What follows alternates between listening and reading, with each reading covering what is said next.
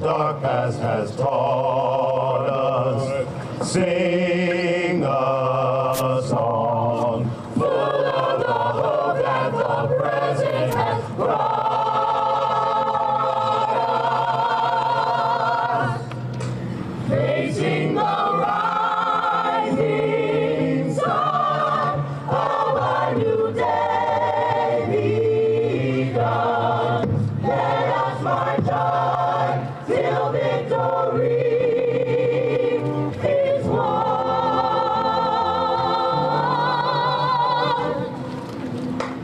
God of our wearies, God of our silent tears, thou who hast brought us thus far on the way, thou who hast by thy light led us into the light. Keep us forever in the path we pray. Bless our feet, straight from the places of God where we met thee. Bless our hearts, drunk with the wine of the world we forget thee. Shadow beneath thy hand, may we forever stand, true to our God, true to our native land. True to our God, true to our native land. True to our God, true to our native land. True to our God, true to our native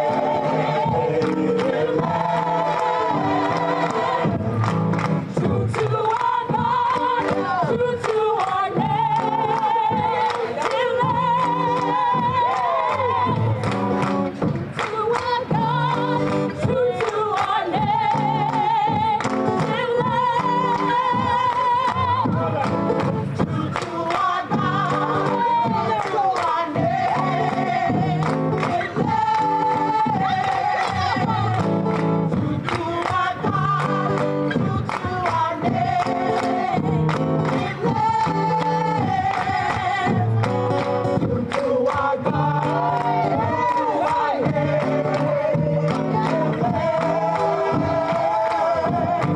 true to our God, true to our native land. True to our God, true to our native land. True to our God, true to our native land. True to our God, true to our native land.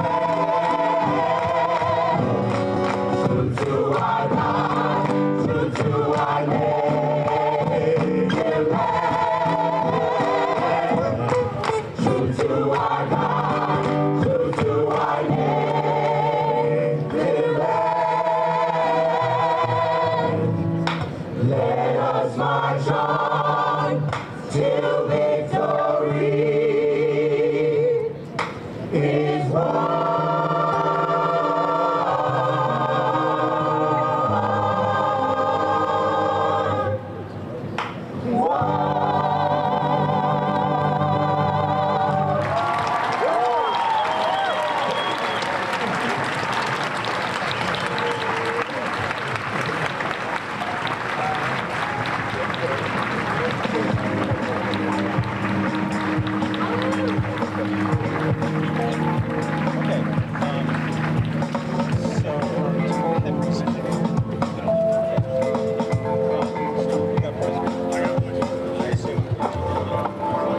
The Embrace Boston community welcomes LaToya Edwards.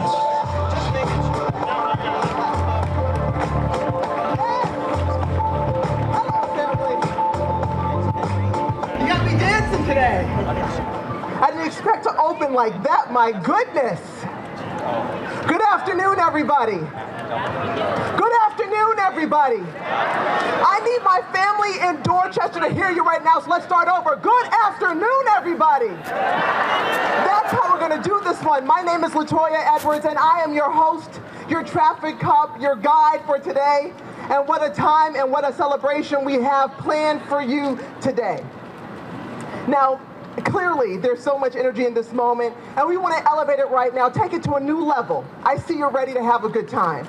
So please join me in that brief celebratory hand-clapping exercise that Duncan, our executive director, started earlier to kick off this exceptional day.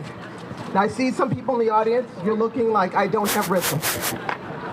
Don't worry. All you have to do is follow me. Here we go.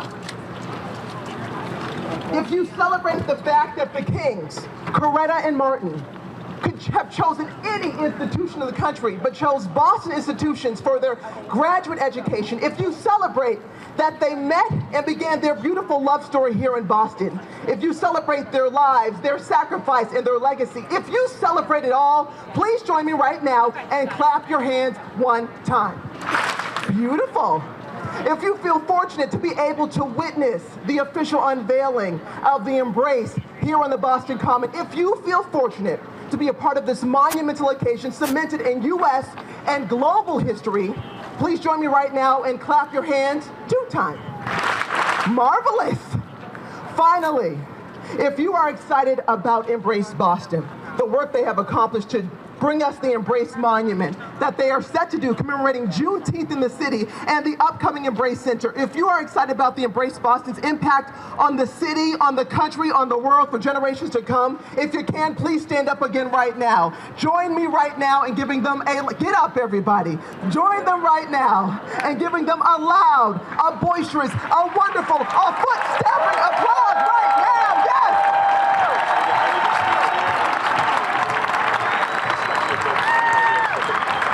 We're doing. Yes, thank you. You may take your seat. Yes. Now, as the morning anchor for NBC 10 Boston, I'll calm it down. I am honored to bring you the warmest greetings from my station, my family, my workplace, NBC 10 Boston. We have been with the Embrace Boston team from the very beginning because we know that the Embrace story was worthy of coverage still and now, not just for today, not just for this week, but also for the future and beyond. Over the last 18 months, we forged an unbreakable partnership with Embrace Boston due to our shared values. In that time, we aired 2 specials. We went live from the Embrace Ideas Festival, traveled to Walla Walla, Washington to see the monument being made. We look forward to being there for the construction of the Embrace Center. We have 10 cameras on this common right now to bring this live coverage, and this is just the beginning. So, in honor of that, please join me right now in applauding this worthy partnership.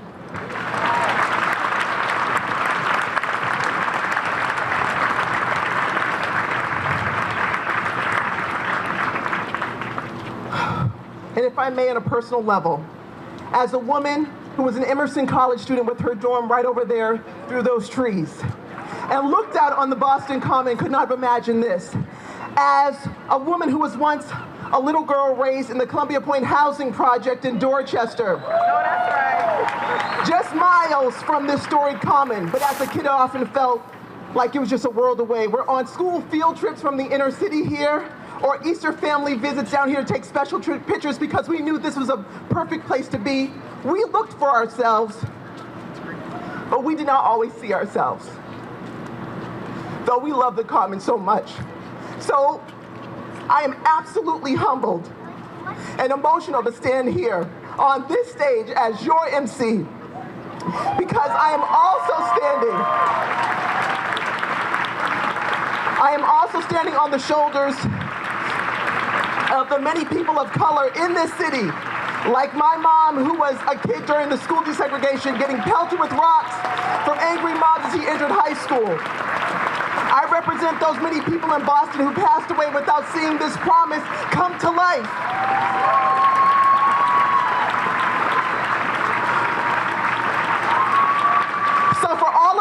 watching at home who are moved by this magical moment, for you in the audience right now who are moved by this moment, the federal, state, local dignitaries, esteemed clergy members, community activists, Embrace founders, supporters, artists, neighborhood leaders on this day as we prepare to unveil the Embrace, you should be proud of a new day, being a part of a new conversation, a new face for the city of Boston. And for that, please give yourselves a round of applause right now. Yes!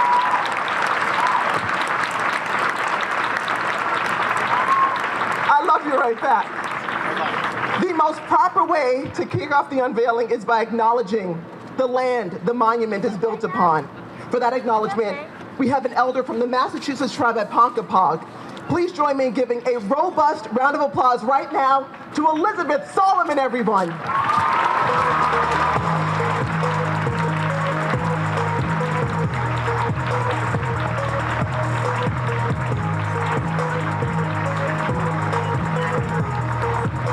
I hear you. Thank you so much, Diana. Hi. Well, I truly am going to take it down a little bit.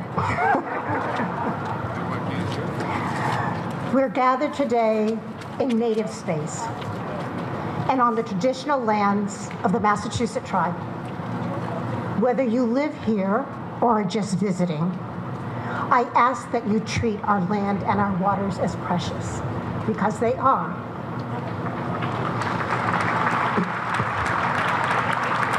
10,000 years ago, Boston Harbor was dry land, and we were here. 1,000 years ago, much of what is now known as Boston was not land, but water, and we were here. 400 years ago, colonists came to occupy our land, and we were here. Today, most of Greater Boston is a major urban area lived in with others, and still we are here. We remember those who came before us, and we prepare for those who come after us. Here is where our ancestors laughed, cried, loved, made music, practiced our beliefs, shared both food and knowledge, and made both useful and sacred things. Here is where we raised our children and buried and honored our dead. Here is where our ancestors, here is where we continue to live, holding the land and traditions of our ancestors, and here is where future generations of our children will become our new ancestors. As a Black Native woman, I'm acutely aware that the colonization of this continent and the subsequent founding of its current nations took place with the concurrent objectives of eradicating one group of people to appropriate their land and enslaving another to exploit that land. Dr. King understood and articulated the strong interconnections between this country's policies regarding Native Americans and its traditions of anti-Black racism, and he was an outspoken advocate for all peoples oppressed by the machinations of white supremacy.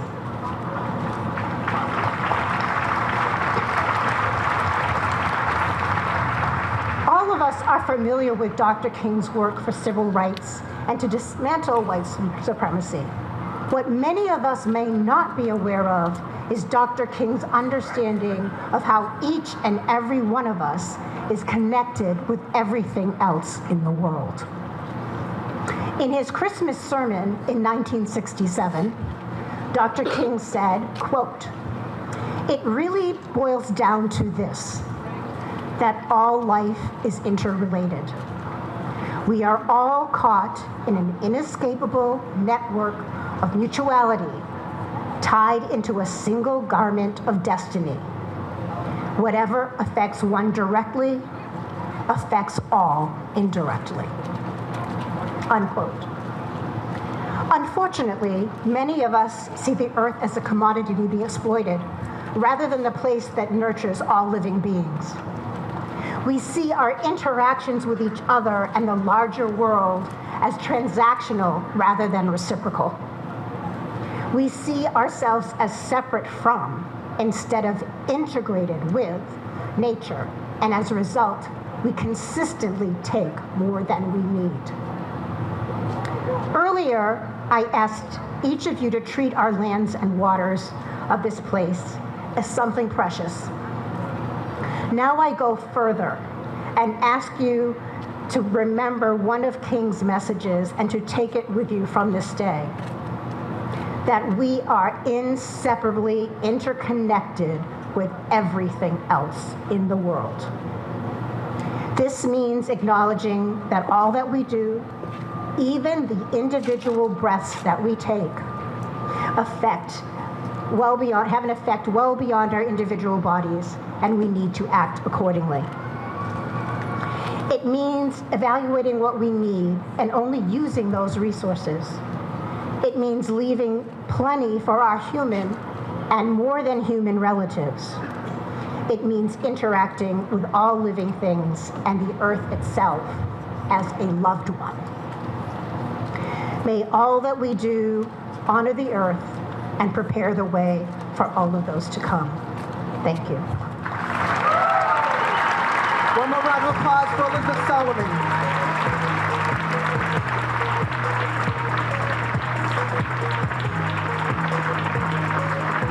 The Embrace began as a bold labor of love and passion. Let's meet two vital members of the team responsible for that passion and that love. Please join me right now, welcoming to the stage two gems in the community, really.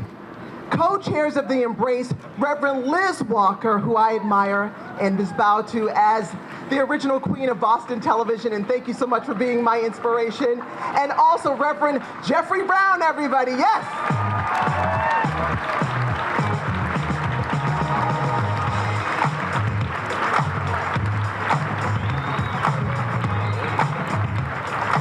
Thank you. I was about 5 years old when my father took me with him to Arch Street Baptist Church in my hometown of Little Rock, Arkansas, to hear Dr. Martin Luther King Jr. It was probably after the successful Montgomery bus boycott. Of course, I was too young to understand anything. All I knew is Daddy was going to go see the King. I thought that was Jesus, so I better be there. But I will never forget the electricity of that moment, when ordinary people were inspired to take extraordinary measures in the name of love. Love, not as a sentiment or a romance, but as a creative weapon, a force for change. It was that love that moved me in 2017 when Paul English asked me to join him in heading up this project to memorialize Dr. and Mrs. King's impact here in Boston. The first thing we did was to reach out to people in neighborhoods all over the city who wanted to see this memorial but demanded that it would be more than metal and stone, who demanded that the same spirit who built it would inspire thought, words, and action for justice. And working together with others, including my favorite preacher, one of my favorite preachers, Pastor Jeff Brown, and so many of you, this has been an extraordinary journey. Good afternoon, everyone. Oh, come on now, you got to do better than that. Good afternoon, everyone. It is an honor for me to work with my friends Paul and Reverend Liz on this monumental project. I grew up reading just about everything that Dr. King ever wrote, all of his speeches. I followed Mrs. King as she forged the pathway in this country to celebrate her husband and their collective mission with a national holiday.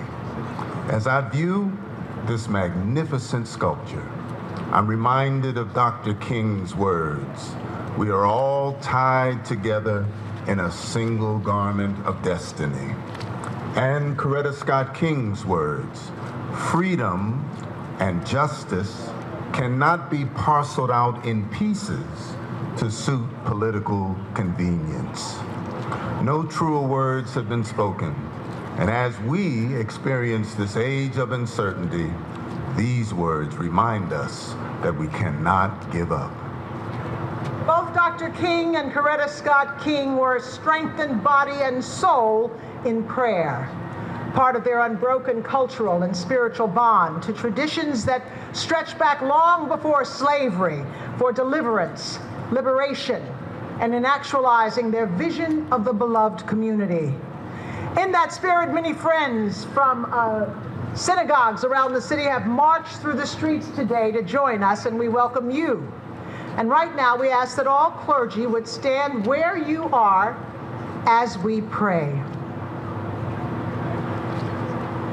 Eternal Mother, Father, God, whose wisdom has created us, whose love is the foundation of our lives, whether we act like it or not, we thank you that out of the long, arduous battle for justice and human dignity, you have brought us to this place. Our rejoicing rises high as the listening skies, that we can stand on this hallowed ground, remembering the shoulders that lift us and the arms that hold us and teach us how to hold each other for this celebration and the work ahead. As we continue in prayer, we remember our forebears who endured the lash, the pain of alienation, who survived and prayed for succeeding generations to be free. We remember the cloud of witnesses, the names surrounding and embedded within this work of art. And we pray for the journey ahead. We celebrate this daughter and son of America who came to this city, found each other, and together changed history. And as we celebrate them, we remember the words of James Weldon Johnson: God of our weary years, God of our silent tears, thou who hast brought us thus far on the way, thou who hast by thy might led us into the light, keep us forever in the path we pray. Lest our feet stray from the places, our God, where we met thee, lest our hearts, drunk with the wine of the world, we forget thee. Shadowed beneath thy hand, may we forever stand, true to our God and true to our native land. And to that, let everyone say, amen. We now together introduce a brilliant and amazing young man who embodies the promise for the quest of equity and the beloved community. And to whom we are so proud and humbled to call, I call him my son, but anyway, he's our leader, the executive director of Embrace Boston, Mr. Amari Parrish Jeffrey. On your feet!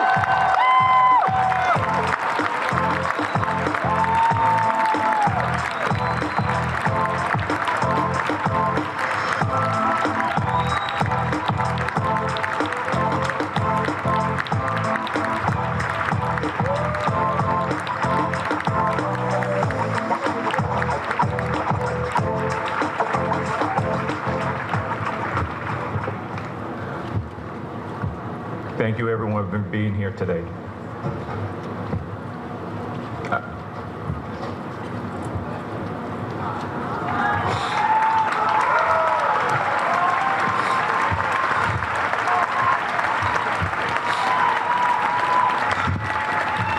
I was trying not to cry.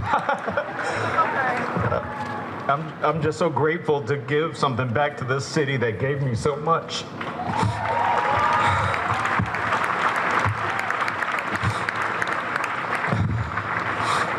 So much.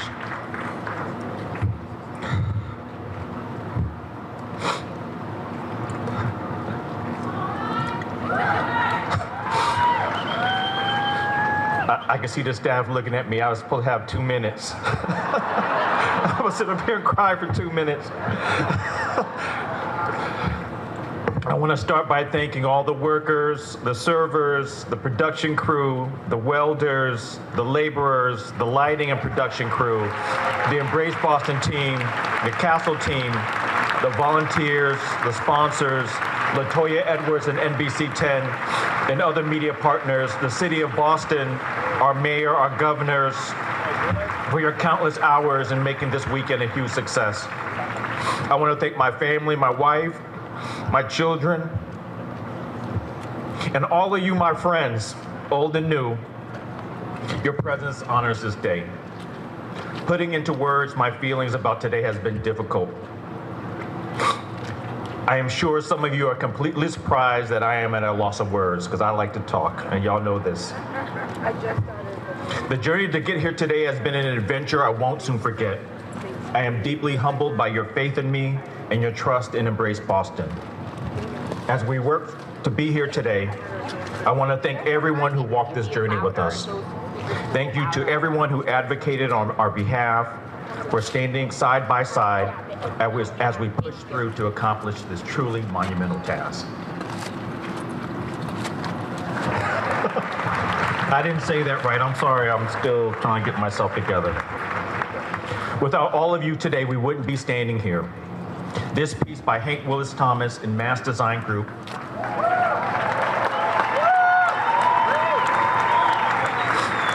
is not only a symbol of the King's legacy, but it's embodiment of their love and the impact of the love within all of us. The embrace symbolizes community.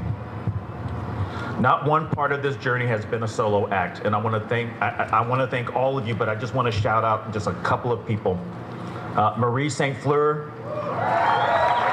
Robin Powell Mendes. Those are the two executive directors who I got the opportunity to take this mantle from. And the countless number of volunteer hours that came from Kate Gedge, Rob Ryan, and Sammy Nablisi. People from various agencies, walks of life, and point of view came together to make this a reality. And unlike your favorite Netflix show, everyone was renewed for another season. We didn't cancel nobody in this process. The spark started with my friend Paul English. Where are you, Paul? There you are. And now has grown into the first memorial on Boston Common in decades, with co-founders Reverend Liz Walker, Reverend Jeffrey Brown, Damon and Dr. Kia Martin. Clap it up. The Embrace is poised to be Boston's Statue of Liberty. Or if you like home decor, it's one of those live, love, laugh signs. Whichever one y'all like. Today is not the end of the road for Embrace Boston. It's just the beginning. It's the start of a new journey as we ready ourselves for the creation of Embrace Center in Roxbury. I remember the first time I got in a call, Mayor Kim Janey cussed me out. She's like, you know you're not gonna forget about Roxbury. So we're not gonna forget about Roxbury. That is our next project.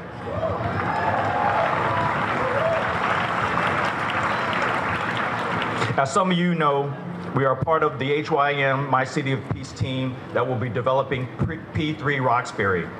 We're excited to bring this innovative cultural center to the heart of Boston. The Embrace Center will be a 31,000 square foot new town square, extending Nubian Square all the way to Ruggles T. Stock.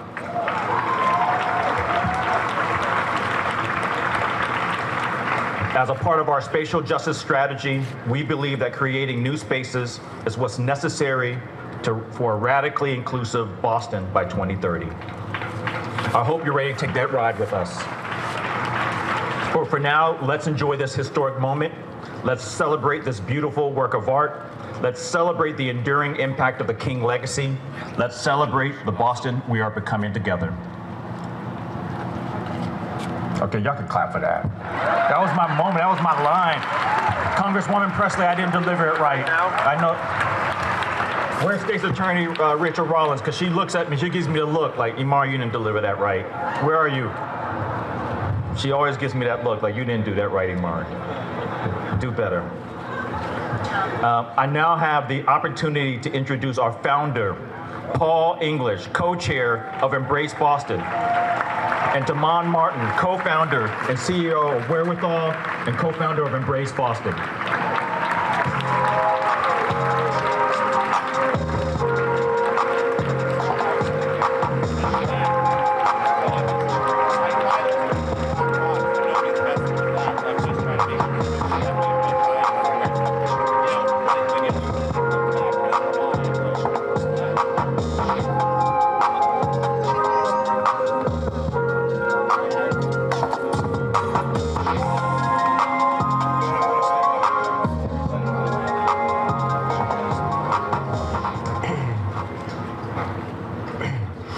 Thank you, Amari. And good afternoon, everyone. Boston has taken a long journey to get to this day. My journey began in Boston Public Schools in the 1970s. The desegregation of our schools via busing allowed me to have black classmates for the first time. That experience opened my eyes and my heart. Growing up, I read everything I could by Dr. King, who I consider a prophet and a poet. When he spoke of the beloved community, I thought, that's where I want to live. But I looked around, and I didn't see it in my Boston.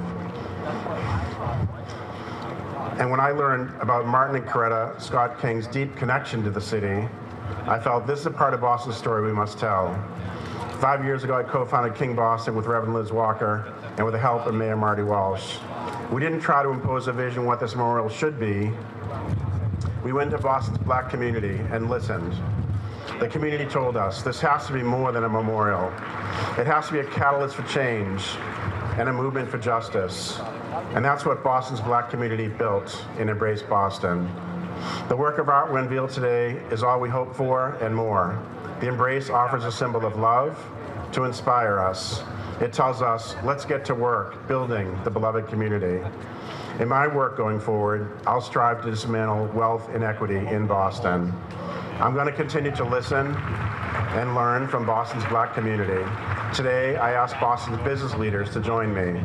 I want to thank every single person who gave from their hearts and souls on this journey. It's one of the most meaningful things I've ever done. And today, we're just getting started.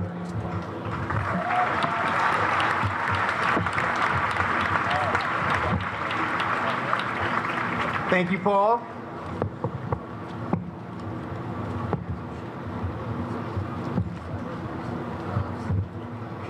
All kind of stuff up here. All the incredible elected officials who have supported this project and chose to mark this moment as significant. Thank you. There could be no better love to put on display for the entire world to see than the love the Kings had for each other. It is not just the love of a couple, but a show of love for humanity. It's now my prayer that this tremendous source of daily inspiration inspires us to act daily, to collectively do the work the Kings modeled. There is no deficit in human resources, Dr. King once said. The deficit is in human will. The well-off and secure have too often become indifferent and oblivious to the poverty and deprivation that is in their midst. The poor in our countries have been shut out of our minds and driven from the mainstream of society because we have allowed them to be invisible. We have allowed them to become invisible. 6 decades after Dr. King said that, we still do. Every day I wake up and I say, God, please give me the clarity of my purpose and the courage necessary to fulfill it. When Paul and Reverend Walker came to me with this incredible idea, my wife Kia and I immediately put major capital into this project so that our children and our children's children would see their likeness in what is good and possible.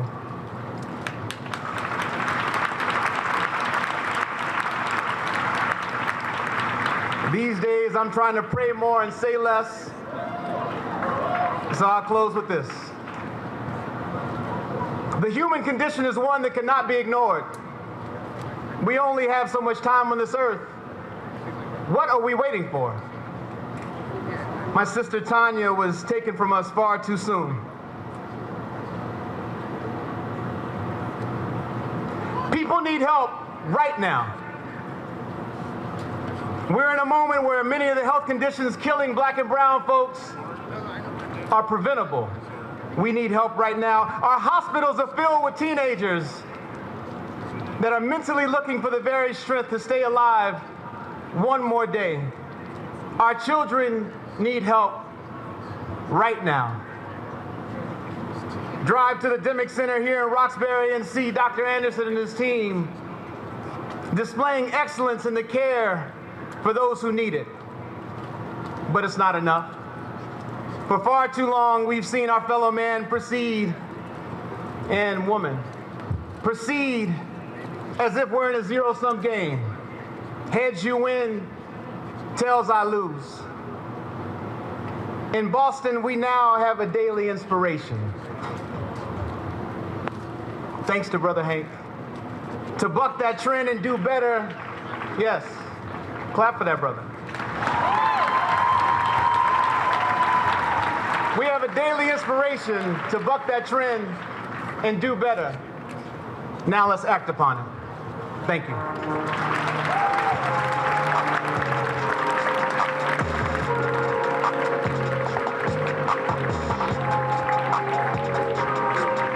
Just the perfect words and message of inspiration. Let's give another round of applause for Amari Parrish Jeffries, Paul English, and Damon Martin. Thank you for your service.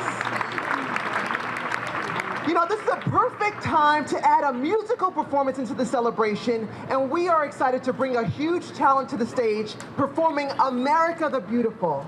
And we all have heard this song sung, but this next gentleman can sing it, okay? I heard him practicing, and he brought tears to my eyes, singing in a good way, all right? So we are excited to present to you a member of the 2022 Embrace Boston Artist in Residence class, a Roxbury native, singer, songwriter, Amandi, being accompanied by Sean Alexander. Let's give him a warm welcome right now.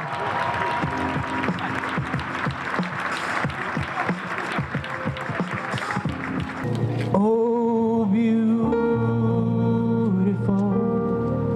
oh, spacious skies, for ramparts, waves of grain,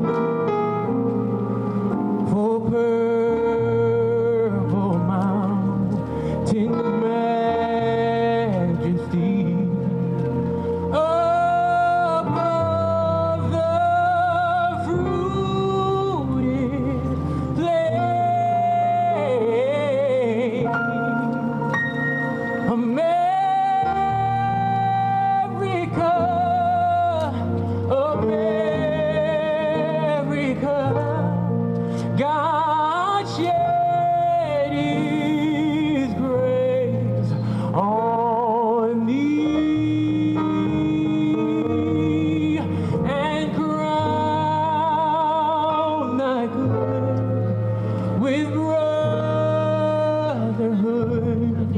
From sea to shining sea,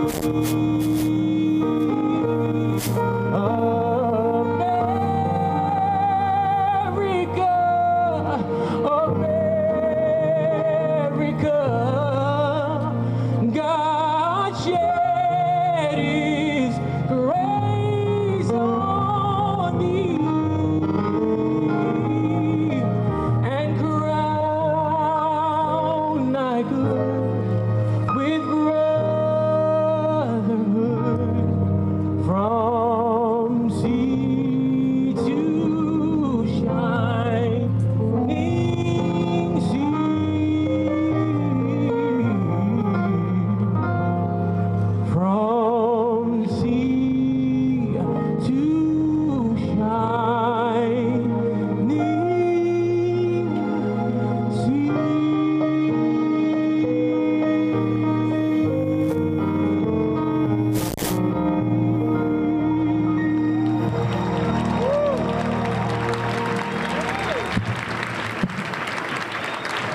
Wow. Didn't I tell you? Give it up one more time for Amandi, accompanied by Sean Alexander, a member of the 2022 Embrace Boston Artist in Residence class. Just wonderful. All right. Well, right now we go from Roxbury native to a Roslindale native with a message emphasizing why the Embrace is so important to the city of Boston. Please join me right now in giving a vibrant welcome to Boston Mayor Michelle Wu.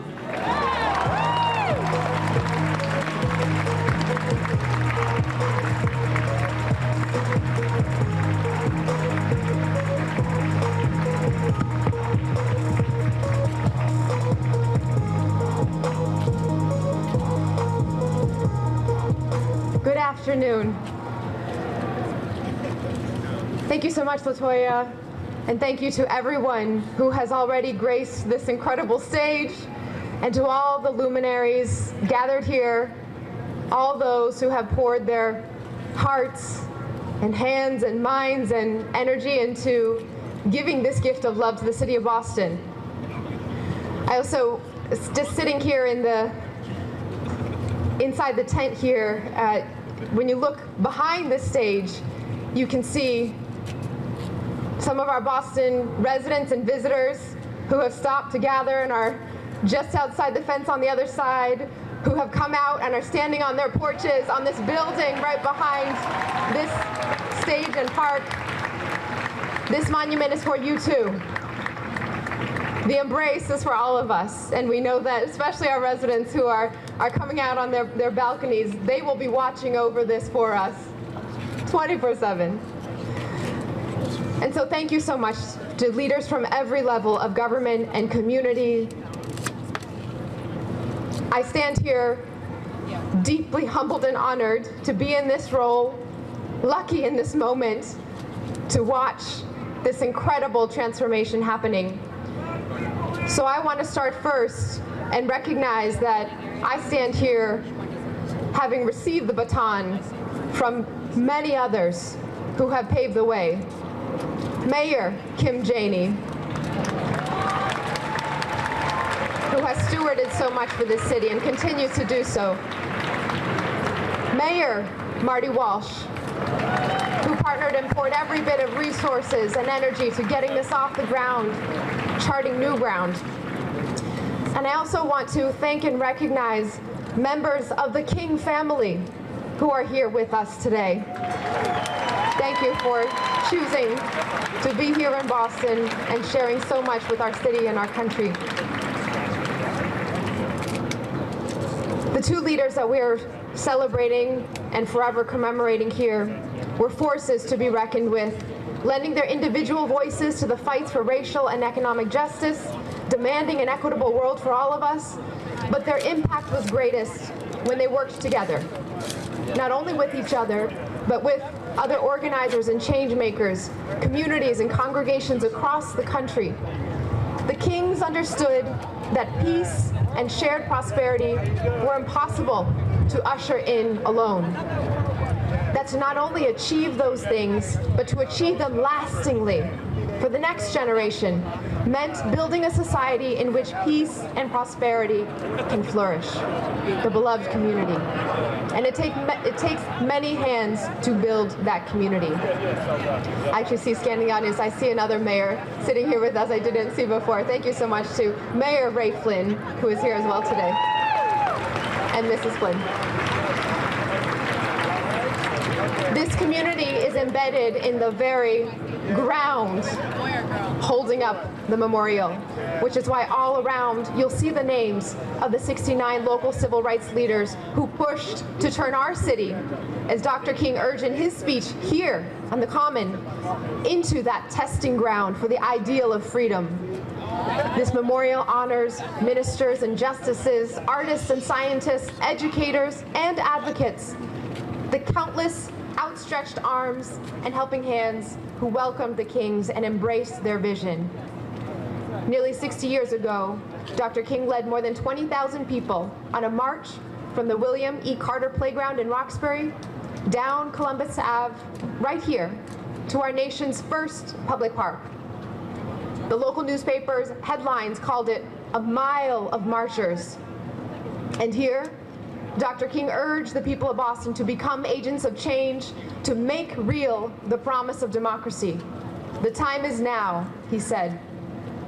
And the time truly is now.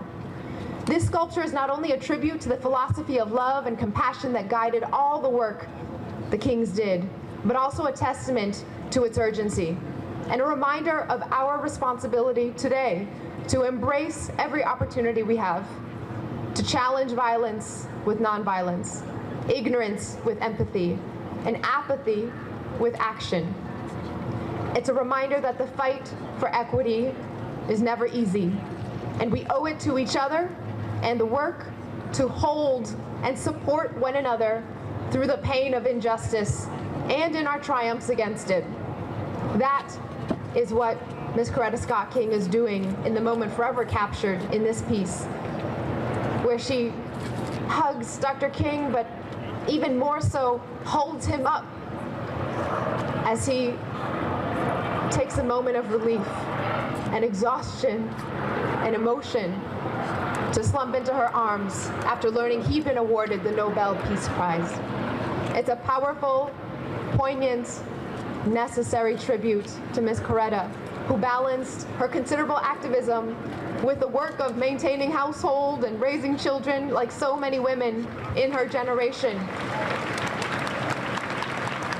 In spite of the unequal expectations of society, she claimed her place as a leader in the global movements to achieve racial justice, gender justice, queer justice through the philosophy of nonviolence, going on to establish the Black Leadership Forum, the National Black Coalition for Voter Participation, and the Black Leadership Roundtable, to serve as head of the U.S. delegation of Women for a Meaningful Summit, and to advocate to amend the Civil Rights Act to be inclusive of the queer community. All the while, that's right, all the while she was a source of solace and strength for the man who would become the face of the movement, and for the movement's many faces who would come to see her love as the force that sustained them all. In the love they shared, the Kings found comfort and courage, a soft place to land, and the fuel to move forward. And now, thanks to Embrace Boston, the Boston Foundation, Office of Arts and Culture, the Boston Art Commission, the extraordinary talent of Hank Willis Thomas and Mass Design Group, and so many who have shaped and gotten us to this moment, we are all invited to share their embrace and sustain their vision, which in many ways was the King's mission, to open our eyes to the injustice of racism and bring more people into the movement for equity. With today's unveiling, this beautiful space and the embrace at its center, that mission is forever immortalized and given new life here in the heart of downtown. May it serve as a reminder for all of us, honoring the King's legacy and remembering that that means not only honoring the love, tenderness, and strength that guided their work, but cultivating it in ourselves to carry it forward in action. Thank you so much for being here today. Thank you very much, Mayor Michelle Wu, for your powerful comments. We appreciate them deeply on this day. I've been waiting all day, all week, really the last several months to hear and to meet our next speakers. I don't know about you, but I simply can't imagine what it's like to carry the mantle and the bloodline of Dr. King and Mrs. King. They are the epitome of grace. And we right now are beyond fortunate to hear from Martin Luther King III, his wife, Andrea, I want to get it right. Did I say it right? I got it because I don't play. Yes. Andrea Waters King and their daughter, 14-year-old Yolanda Renee King. Let's give them a loving Boston welcome to the stage.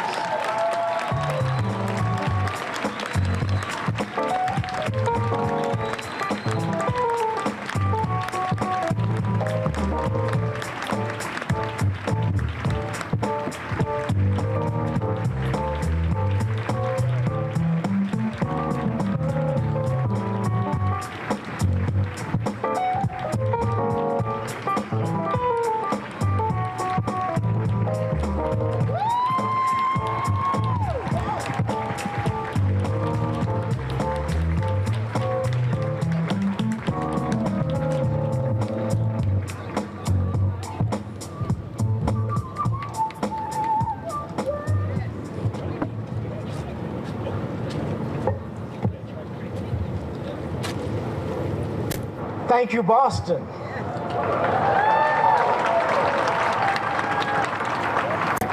I probably want to thank you mostly for your weather today.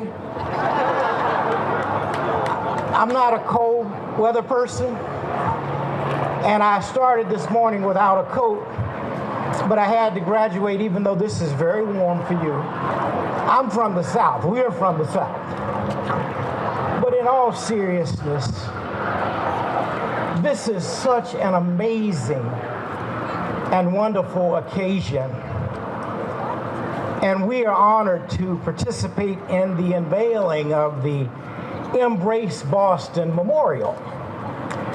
It is a great pleasure to be a part of this unveiling ceremony for the memorial, which truly signifies the bond of love shared by my parents, Martin Luther King Jr. and Coretta Scott King. And whenever I've come to Boston in the past, I've always felt a powerful bond of solidarity with this first great American city. Of course, it is the city where my parents met and fell in love and decided to create a family. And in a way, I owe my very existence to Boston.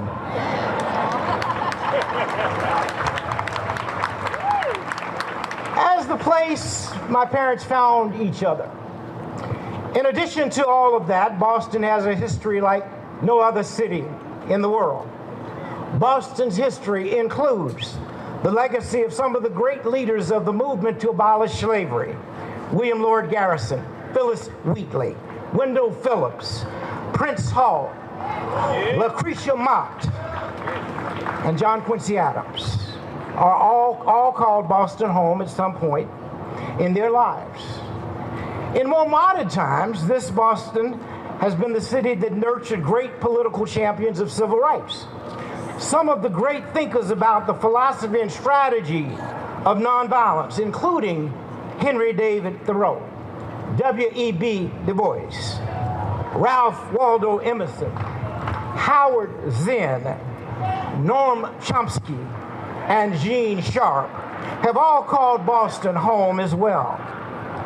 I think my father was drawn like a magnet to Boston to complete his PhD, as my mother to the New England Conservatory of Music.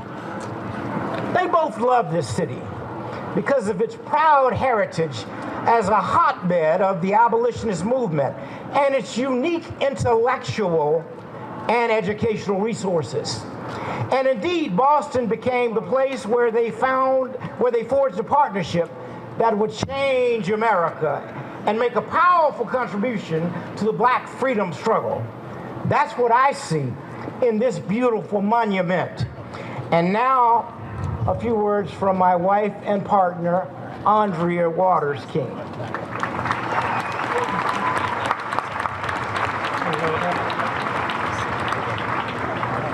Thank you, honey.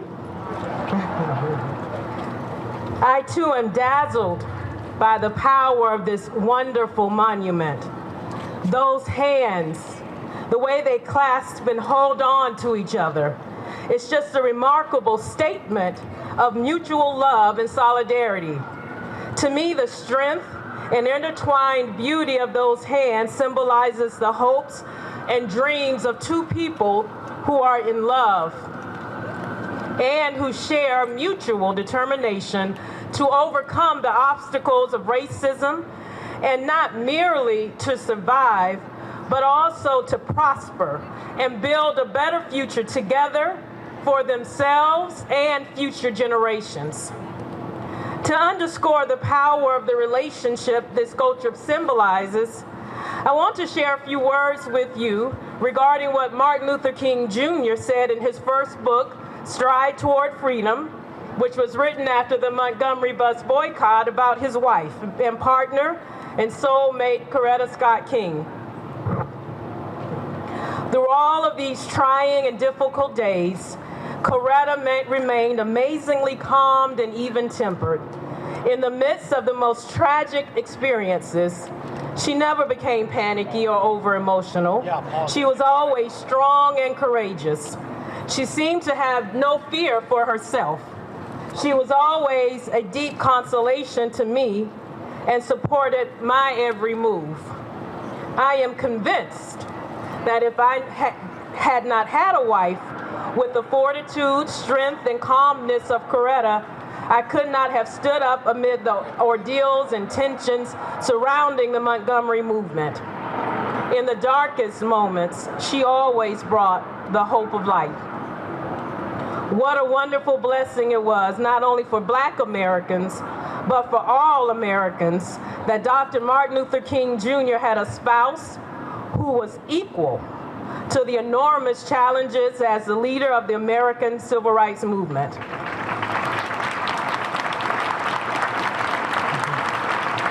And might I add, as a footnote to history, was involved in the peace movement before her husband. And consider what Coretta Scott did after he was assassinated. She envisioned, raised the necessary funds, and built an international monument to Dr. King that has become a place of pilgrimage for freedom-loving people the world over. On top of that, she led a coalition that created the Martin Luther King Jr. National Holiday, which we will commemorate on Monday. I mean, think about that. A black woman demanded that this nation stand up and honor the ideals of democracy and freedom and justice that Martin Luther King Jr. stood and fought and died and gave his life for.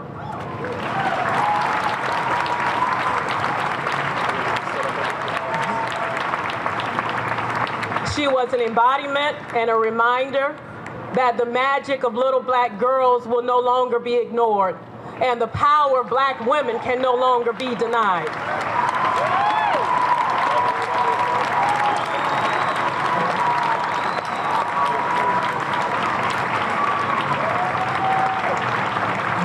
And now it's time to hear from her only grandchild, our granddaughter, I'm sorry, our daughter, Yolanda Renee King.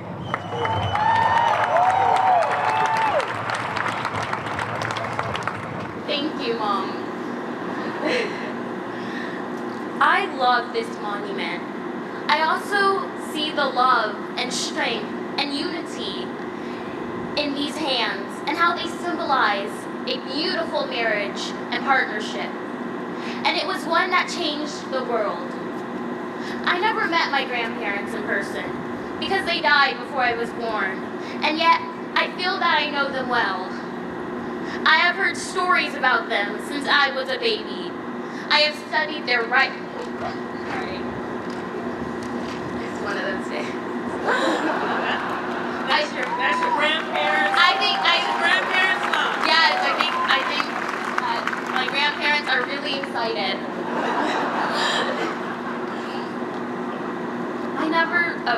I've studied their writings. I have listened to tapes of them speaking. And I have watched that show, and I have watched videos that show them in action.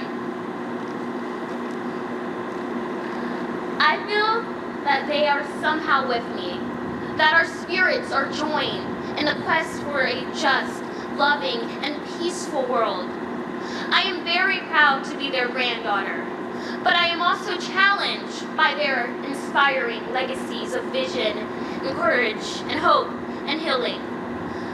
But I know that I am not alone. There is a sense in which we are all children and grandchildren of Martin and Coretta Scott King.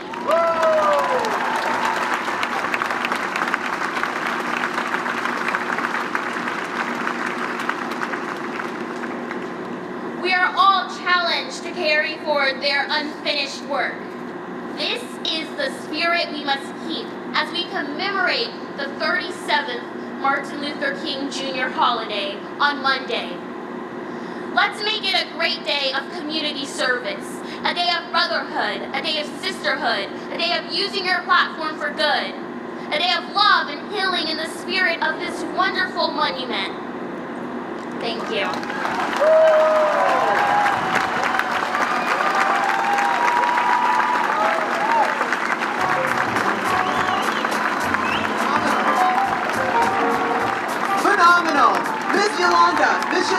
Miss Yolanda, sweetheart, can I grab you for a second? It's not in the program, but you just blew me away, and I'm a journalist, and I gotta know your story, my sister. Come on over here for a second. Number one, who do you think you are? Well, I just really see that there needs to be a lot of change in this world, and I it is all our responsibility to really do something. And so I feel called to do this work. And yes, there are days when I want to give up, and days where I just never want to do this work again, and days where I feel that it's tough, and days where I feel sad.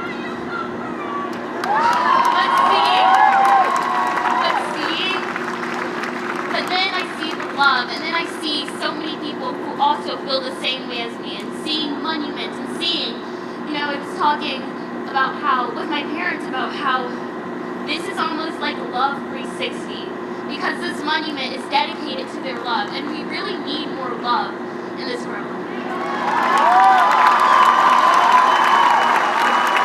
Yolanda, Renee, King, thank you for creating this next leader. You are exceptional in every way. You are your ancestors' wildest dreams, and we appreciate you here in Boston.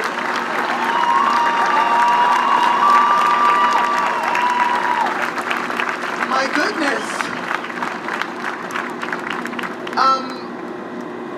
So apparently it's in your DNA. Thank you.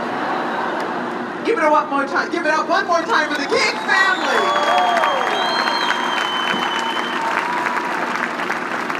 Exceptional.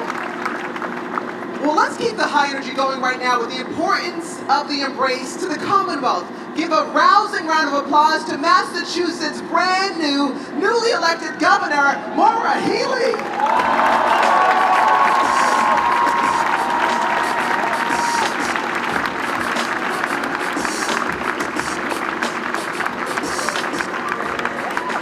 Good afternoon, everyone. Good afternoon. And Yolanda, I just said to LaToya, how do I follow that? It is such a privilege for all of us in the Commonwealth of Massachusetts to be graced with the presence of the King family this afternoon. To Martin, to Andrea, to Yolanda, thank you for being here. And if you look up behind that tent, there's a hill there, and there's a building. It's got a gold dome on it. And I want you to know that your father, your grandfather, spoke there on April 22nd, 1965. Our Unitarian Universalist minister, James Reed, from our community in Boston, was killed by a group of white men in Selma. And Dr. King was invited to give testimony to our legislature here. And Yolanda, I'm reminded of your grandfather's words he spoke that day. He said, ultimately, we must come to see that human progress never rolls in on the wheels of inevitability. It comes through the tireless efforts and the persistent work of dedicated individuals who are willing to be co-workers with God. So on those days that you are weary, you, all of us, are affirmed by the words of Dr. King. And again, we just thank you so much for being here today. I want to begin also by saying how wonderful it is to celebrate along my partners in public service, Mayor Michelle Wu, Congresswoman Ayanna Pressley, Senator Markey. I know we're going to hear from former Governor Deval Patrick, and so many others. What a momentous occasion it is for the city of Boston, for the state of Massachusetts, and for the community that has made this memorial their mission. What a definition of teamwork. The vision of Hank Willis Thomas and the Mass Design Group. The commitment of Paul English and Devin Martin. The wisdom and encouragement of Reverend Liz Walker and Reverend Jeffrey Brown. The leadership of Amari Jeffries, the dedication of the Boston Foundation, the generous support from individuals and organizations, the uplifted stories of our local civil rights leaders, the inspiration and emotion of Dr. Martin Luther King Jr. and his beloved Coretta Scott King. History is being made today in the Commonwealth. Coretta said it best, maybe, when she said that the greatness of a community is most accurately measured by the compassionate actions of its members. That's all of you. That is all of us. That is the collective. That is the beloved community.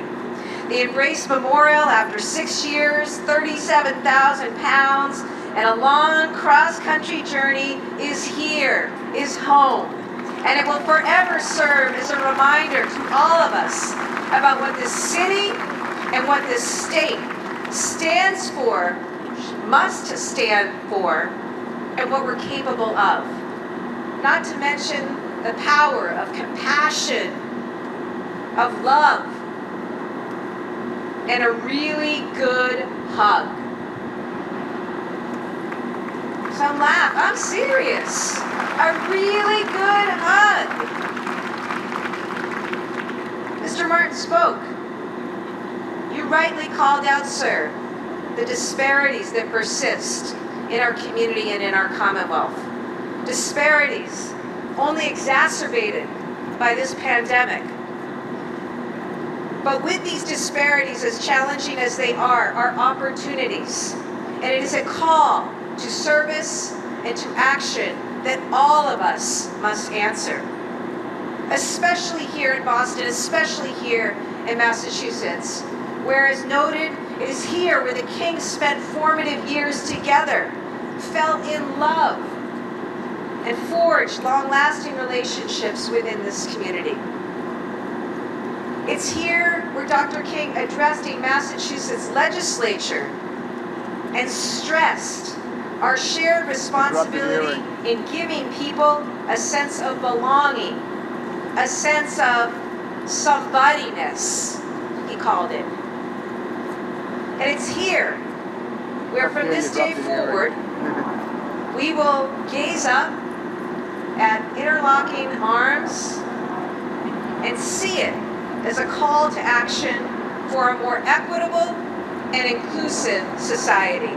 Because our greatest strength is our people. Our greatest strength is in one another. If we only see the common humanity among all of us. And that is something that Dr. King and Coretta Scott King lived every single day. We cannot reach our potential when so many, too many, are held back from reaching their own. That is why, Commonwealth, we must center equity in everything that we do. In everything that we do. You have my word that I will promise to do that every day as your governor. And know that no matter what challenge we face, no matter what lies ahead, we will stay true to who we are and should be. To act on our values. To never hesitate to stand up for justice. To lean on one another. Just as Dr. King and Coretta Scott King do in this beautiful bronze statue. Knowing that we should, as they did, from wherever we are, from whatever time of day it is, always be looking to help those in need. Just as they did, to see the person right in front of them. And I think that's what I'm reminded of most. The legacy of Dr. King to me is not only about pursuing a righteous path to fight indignity and injustice wherever we see it. To me, it is about something more than that. It is about seeing. It is about seeing and recognizing and respecting and uplifting the dignity, the worth of every single human being in our midst. Let this legacy live on. Let it empower us, City of Boston. Let it empower us, Commonwealth of Massachusetts. We are so grateful and so honored. Thank you very much.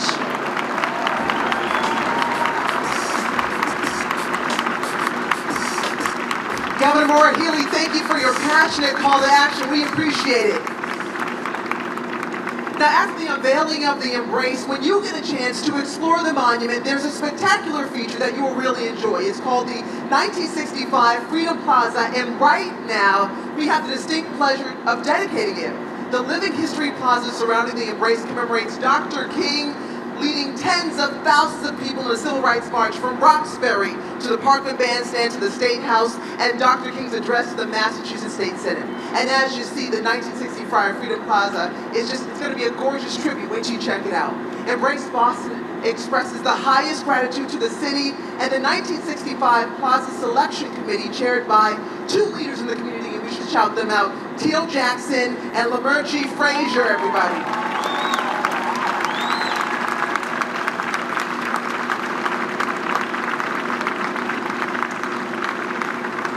Embrace Boston called upon the community members of this city who contributed to Boston's civil rights movement to be featured on the 1965 Freedom Plaza of the Embrace Memorial. And alongside the Embrace, the plaza provides literally for you a living space for conversation around racial justice ideals and will be a permanent monument that reflects the diverse cultural history of Boston.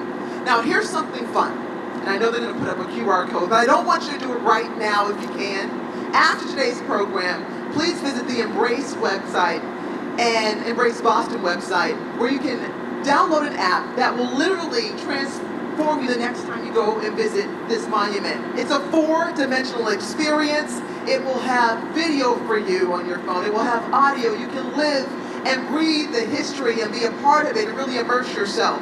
Again, download it at the end of this program.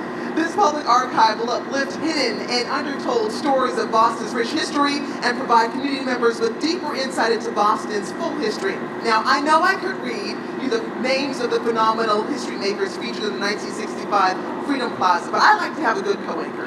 So, right now, I'd like to call up 4 outstanding teenage community leaders to share the names with you. I want to let you know that honorees and members of their families are literally sitting under this tent right here with us right now. And so, while the names are read aloud by the teenagers, we ask that you hold your applause until the end, when we will ask everybody who can stand and rise from their seats and just really receive the accolades that they're due.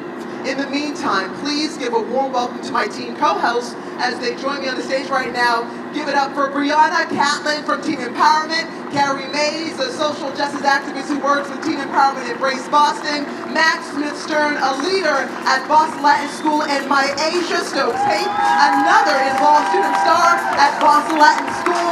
Look at these young leaders. They are wonderful in every way.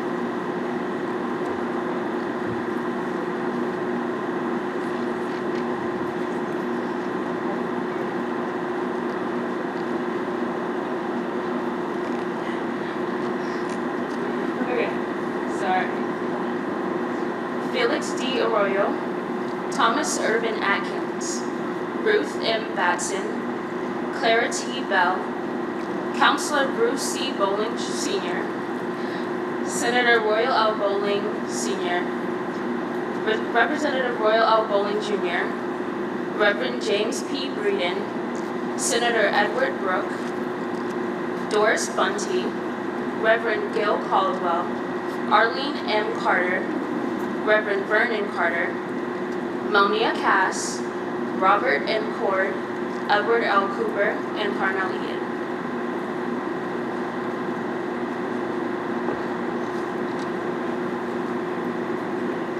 Barbara Elam, Harry Elam, Demita Fraser Edmond, Barry Gaither, Frida Garcia, Alan Gardner, Marvin E. Gilmore Jr.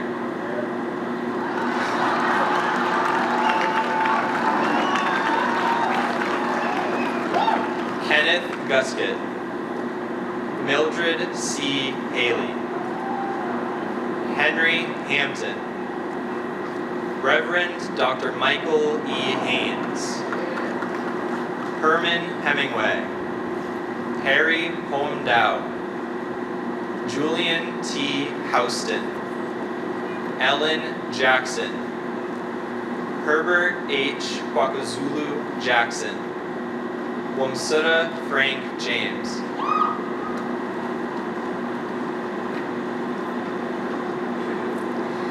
Dr. Clarence Jeep Jones. Catherine Jones. Hubie Jones. Mimi Jones. Kibby Kaplan.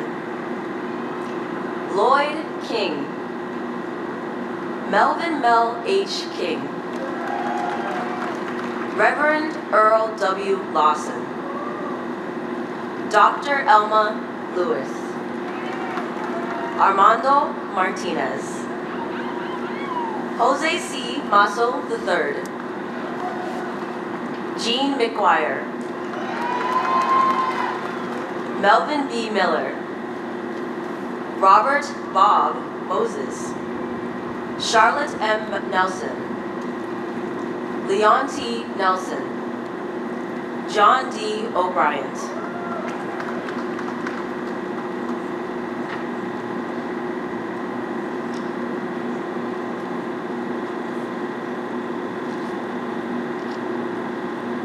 Senator William Bill Owens. Representative Shirley Owen Hicks. Paul Parks. Annie Mae Pictou Aquash. Glendora Putnam. Reverend James J. Reed. Alex Rodriguez. Byron Russian. Sarah Ann Shaw. Mariel Snowden. Otto Snowden. Howard Thurman. Herbert E. Tucker Jr. Chuck Turner. Shirley L. Miskua Wahan Mills. Archie Williams. Reverend Virgil Wood. Alice White Yancey. Great job, yes. And now that the teams have read the names of our Freedom Plaza honorees, we would like those civil rights leaders in attendance who are able to please rise in their seats. Please stand if you can. If you cannot, it's okay. We love you. And join me in giving these pioneers, these brave individuals, the praise and the applause that they deserve. We thank you.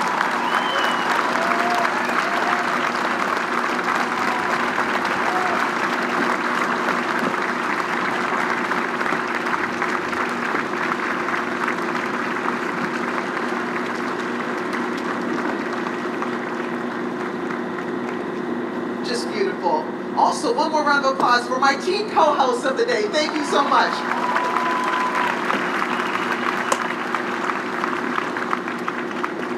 Wonderful job. All right, the Embrace is nothing like you have ever seen, and we are in for a true treat right now. Hank Willis Thomas is a conceptual artist working primarily with themes related to perspective, identity, community, media, and popular culture. His work has been exhibited throughout the United States and abroad, also in numerous public collections, to name a few: the Museum of Modern Art, the Guggenheim Museum, the Whitney Museum of American Art in New York, and many more. He is the co-founder for Freedoms, an artist-led organization that models and increases creative civic engagement, discourse, and direct action. Now, he lives and works in Brooklyn, New York with his wife and 2 daughters, and we are so happy to count him among our leaders right now. Please give it up for Hank Willis Thomas. So much love right now.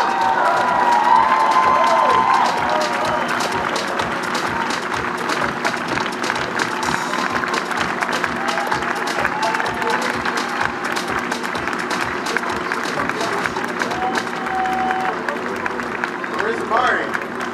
Oh, I see you, pretty Ricky. Come on up. Yes, you please, come on up. I just wanted to take a moment, and I'm so grateful to be here following after Martin Luther King Jr. III and Yolanda and Andrea King Waters. This piece was the only thing that was in our hearts when we made this piece was to honor you and your family and to make you proud. And the legacy that you guys have carried on throughout your life and all the sacrifices, I can't tell you how happy and everything I feel for that. But my daughter, Zenzele, demanded that she comes on stage and she wanted to say something. What did you want to say? Happy. And? And she loves you. But, I get way too much credit for this work, for everything that I do. I had something else. What else do you have to say, baby?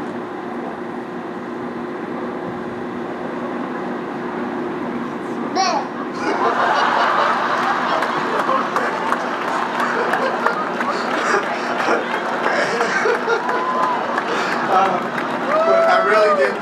Okay, there he is. So I really wanted to, and Marie St. Fleur as well, but I see all the beautiful faces up front who've already been up on stage, but I really wanted to acknowledge Michael Murphy, Sam Giarratani, my beautiful wife, Rejeko Hockley, Jonathan Evans, Jadi Amazi, Karen Goodfellow, Kobe Kennedy, and Mahala. And the person who I feel like as soon as he got in the driver's seat, we were in the fast lane, Amari Jeffries, because this was not supposed to happen. Literally, there was a global pandemic in the middle of us trying to do a piece called Embrace. And I love the fact that you gave it a much better name, Love 360. I think that's going to be the name that people carry with this work, because it is really about the capacity for each of us to be enveloped in love. And I feel enveloped in love every time I hear the names and see the faces of Dr. Martin Luther King and Coretta Scott King and all the people who loved and partnered with them. I have to acknowledge my other family members here, and you know who you are. Stand up if you will. And also my grandmother, who would say, this is the day the Lord has made, and let us rejoice and be glad in it. There's something that I feel like is so important. My Aunt Leslie, I just looked at my mom, and my Aunt Leslie told me my grandmother died at 100 years old not too long ago.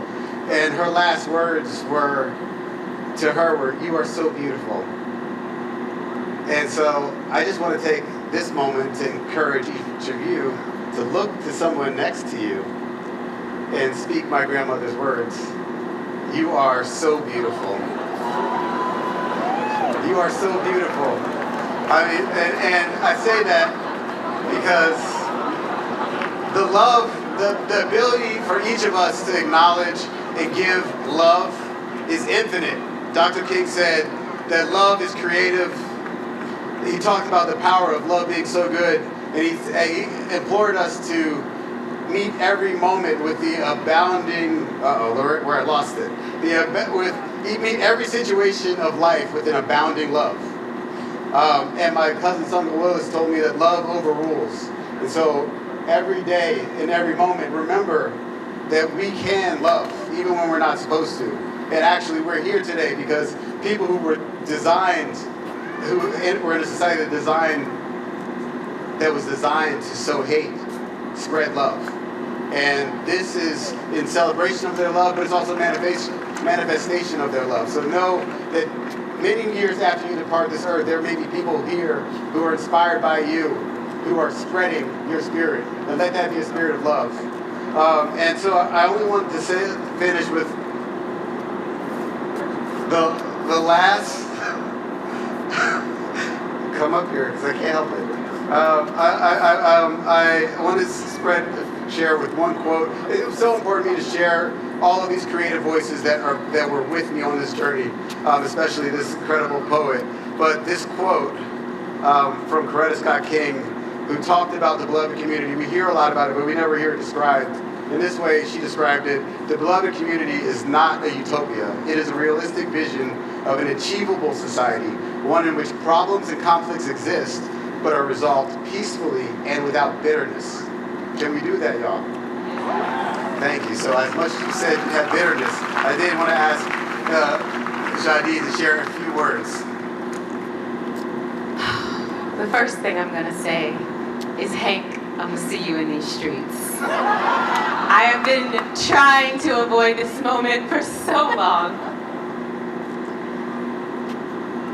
It is very hard for me as a daughter of Boston to maintain composure and not ball out. This is such a beautiful moment for me as a person, as a human being, but then you add the layers and the intersectionality of my blackness, of my womanhood, of again me being a native of Boston, and then to be offered the opportunity as an architect, as a young black architect, educated in this city, to participate in a moment like this, where we honor the black experience, black joy, black love, in the oldest park in the country.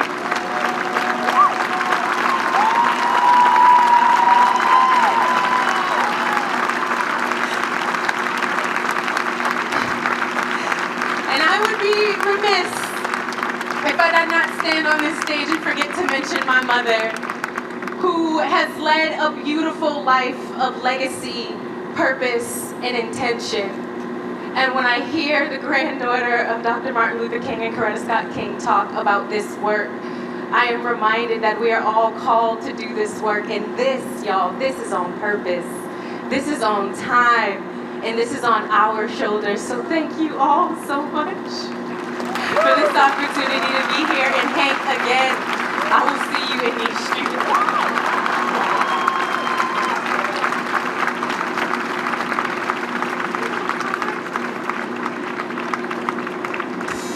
Let's give a round of applause to Hank, Willis, Thomas, and the whole family. Thank you for your inspirational message. You are outstanding. Thank you. So everybody in the audience right now, here's a question for you. When you feel like you need some inspiration or a dose of positive affirmation, do you ever turn to music?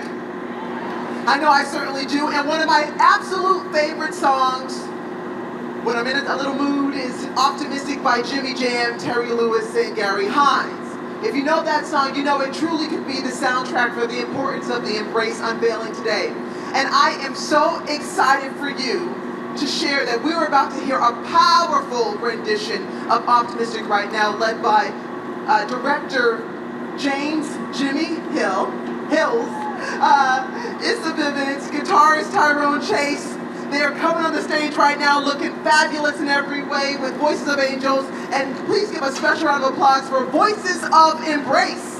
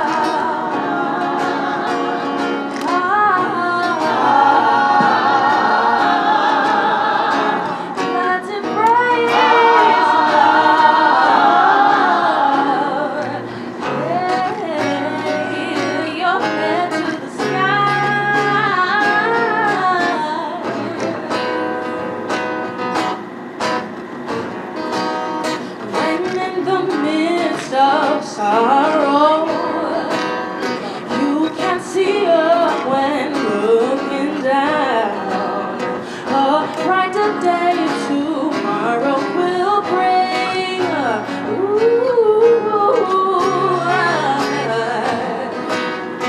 You hear the voice of reason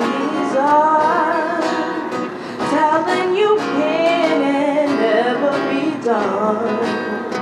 No matter how hard reality seems, just hold on to your dream, yeah. Move it up and don't give in. Although it seems you'll never win, you will always pass the test as long as you keep your head to the sky. You can win, you can win as long as you keep your head to the sky. You can win as long as you keep your head to the sky. Be optimistic. If things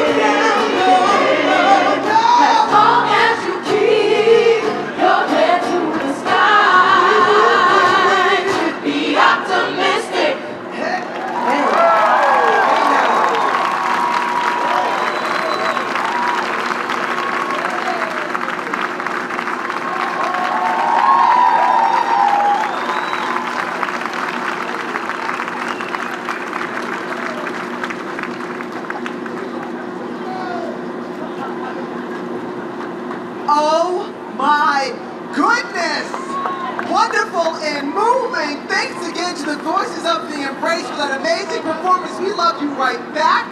Give me a concert ticket. I can't wait to go. My goodness, that was perfect. Woo! All right, well, the physical shape of the Embrace is the embodiment of the love Martin and Coretta shared for one another. To speak to that bond and so much more, please give a warm welcome and round of applause to a federal leader who just rocketed out just now, too optimistic, who's enjoying this whole program and has a message of hope. Please give a round of applause right now to Congresswoman Ayanna Pressley.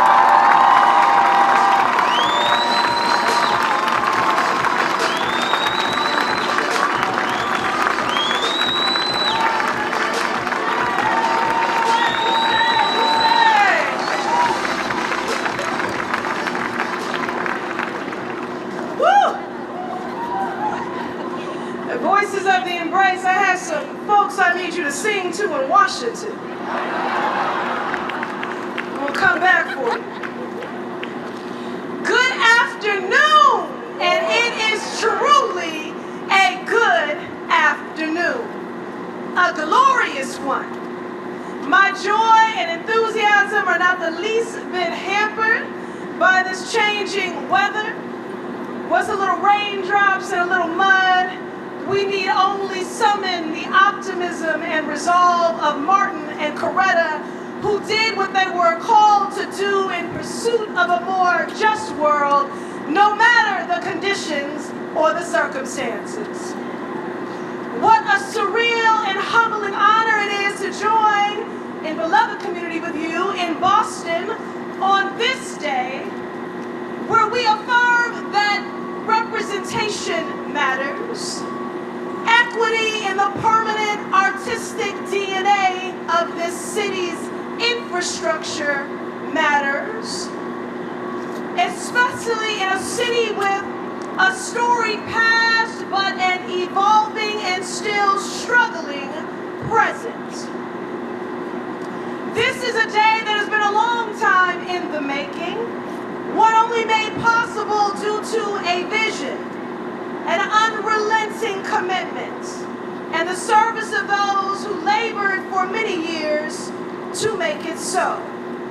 I know we've been naming a lot of names today, but you'll indulge me because on this day, on this record of history, there will be no erasure and there will be no hidden figures. And so we lift up and we thank Paul English and Liz Walker and Jeffrey Brown, and Marie St. Fleur, and Damon and Amari Jeffries. We thank you for laboring in love.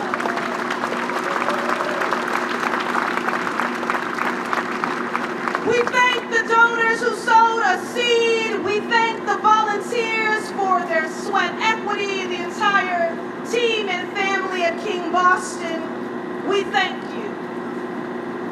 But before I acknowledge anyone else, let me take a moment to acknowledge and to thank the King family. Today we honor a man and a woman who are heroes to us, but we're simply their family. Indeed, Black families matter. Woo. I want to thank Martin Luther King III, Andrea, Yolanda. Yolanda, I was going to say if you lived in Boston, you might be coming for my seat. But I think you might skip Congress altogether and head straight for the White House.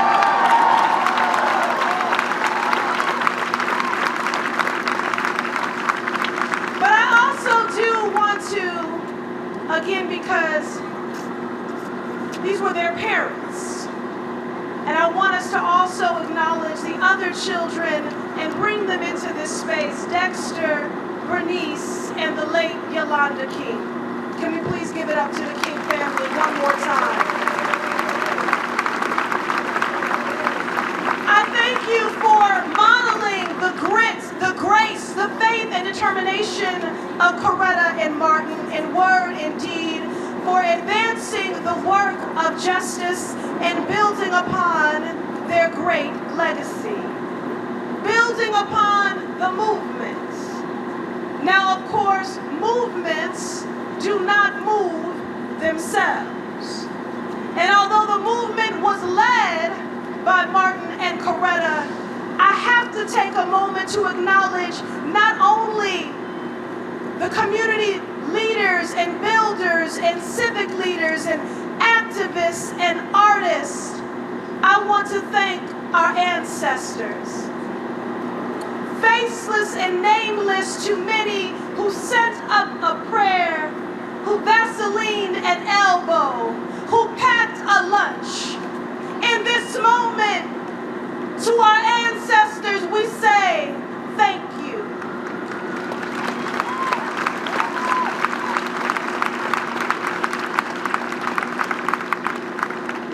We thank the foot soldiers and the freedom riders from then and now. We thank you because we are still in the civil rights movement. And movements do not move themselves. And so I thank my colleagues, my partners in government for their stewardship. And again, we thank the incredibly talented artists, Hank, Willis, Thomas. We know that the ancestors were stewarding your hands and this vision and all those involved in ushering in a new Boston tradition with the historic unveiling of the Embrace. Creating a space of artistic testament and reverence to the enduring legacy of the Kings, and a reminder of their Boston origin story. A sacred place where one can look at this masterpiece, derive inspiration, renew our hopes for a better world, and strengthen our resolve to do that work. That work with a capital W. To speak truth to power. To be actively anti-racist and not complicit in inaction and inertia. We know with inaction and inertia, we have insurrection and unrest. We must do the work of a capital W, of speaking truth to power, of being actively anti-racist, of confronting a colonial past, of uprooting and dismantling white supremacy from the corridors of Congress to Haiti to Harrison Avenue.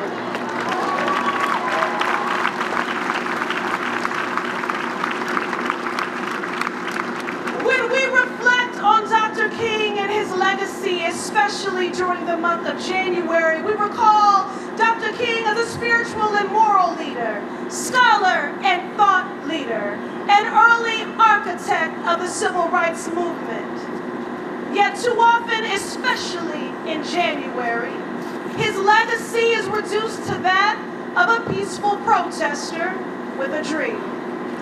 When the whole truth is, Dr. King was a proud and unapologetic black man, a prophetic preacher and a radical dreamer with a bold vision and desire for revolutionary change. Dr. King's vision was a radical one, considered bold for the times, full inclusion, equity, a redistribution of wealth and resources, and voting rights. In word and deed, he sought to affirm that Black lives matter. And in the face of threats, indignity, violence, brutality, and even isolation and marginalization because of his radical views, Dr. King still led with love. Love of God, love of humanity, love of justice. And in this great city of Boston, he found the love of his life, Miss Coretta Scott, who became a devoted wife, trusted confidant, advisor, effective strategist, and activist in her own right. Theirs is the story of the transformative power of love, of Black love. Martin and Coretta, two brilliant, conscious, progressive people, aligned in the shared purpose of justice, who prayed together, who marched, rallied, boycotted, sacrificed with intention and urgency, stoking and appealing to our collective conscience, beginning in Boston, to embrace equality over racism, to embrace peace over militarism, to embrace grace over greed, to embrace unity over division, to embrace racial, economic, social justice over oppression, to embrace love over hate, to embrace one another. Martin loved Coretta, and Coretta loved Martin. Their embrace of one another began in Boston. Their vision for a more just world, their blueprint for a movement was formed and sharpened right here. Before Georgia, there was Boston. Before Alabama, there was Boston. Before New York, there was Boston. Before Washington, there was Boston. Where students of the New England Conservatory and Boston University, respectively, went on a blind date, one which eventually resulted in a marital union, a beautiful family, and birthed a powerful and transformative movement. And now, on today, people from throughout our Commonwealth, country, and world will travel to the Boston Common to bear witness to this profound work of art. Like their love, a masterpiece, a tribute and true representation of great love and two great leaders, the Kings.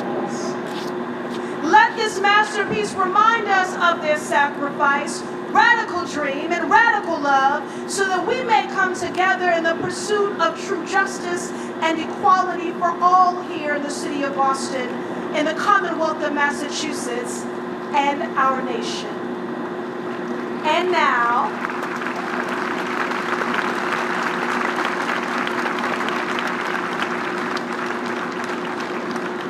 it is my honor to introduce another scholar, trailblazer, and orator, Governor Deval Patrick, a man who bravely, with skill and conviction, took up the mantle of service, the work of justice, and just like Martin, was immediately certain about his beloved Diane.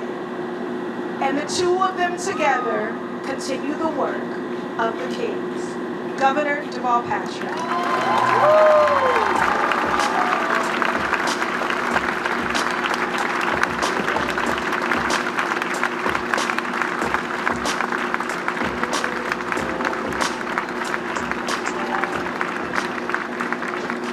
Thank you, Congresswoman. I don't know what I did to be assigned to follow you.